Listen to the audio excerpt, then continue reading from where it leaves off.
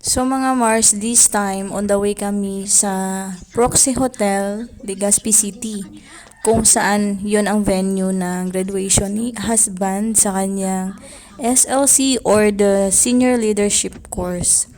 So ayan, nagkotse lang kami para madali kaming makarating doon kasi kung mag-commute kami, napakatagal at maulan pa Mars dito sa Bicol. So as you can see, nagda-drive lang siya. At ako naman ay pa video of course para ma-vlog.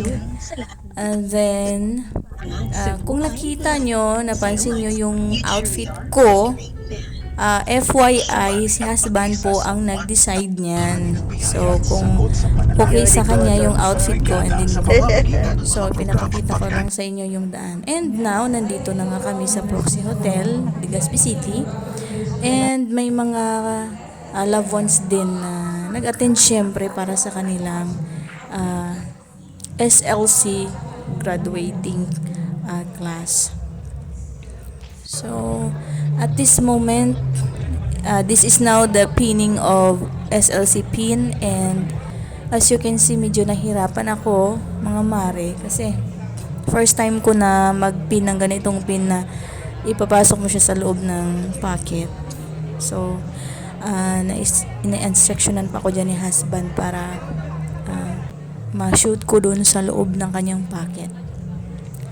And of course, in that moment ay napakasaya ko and I'm very proud sa kanya dahil natapos niya despite ng mga hardship namin financially and of course emotionally, kasi minsan hindi siya makauwi at miss na niya ang kanyang little J.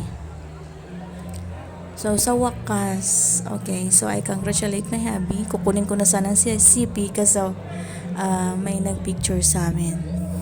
So, congratulations my hubby. Nanunumpa sila dyan. Andun siya. Ayan siya. Okay. Feel na feel ko talaga ito, mga Mars. I'm so happy at this moment. At ayan. Napaka-solemn ng ceremonies and ako talaga ay hangang-hanga sa mga activities ng PNP like this. At this moment, picture lang with Miss Po, kaming dalawa. With solo ni Abby.